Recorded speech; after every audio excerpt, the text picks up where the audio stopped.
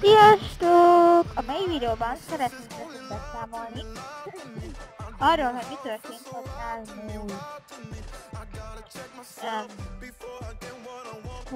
elmúlt időben.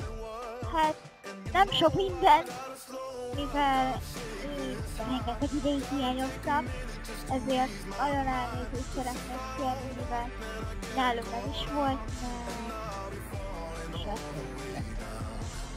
és szeretnék, hogyha nem lenne ebből olyan nagy komoly baj, mivel hát remélhetőleg nem lesz akkora veszteség.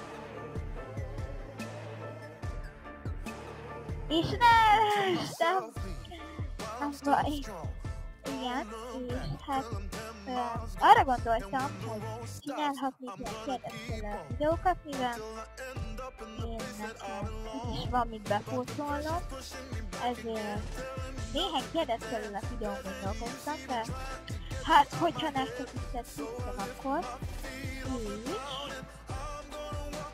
lehet, hogy bevezetjük azt, hogy lesznek sorozatok, és még arra gondoltam, hogy mi lenne, hogyha hetente raknék fel olyan videókat, amiben outfiteket mutatnák be nektek a tápvédelem, és hát minden nap nem lenne, de minden nap lenne videó, és azon kívül még rengeteg témát is mondanék nektek,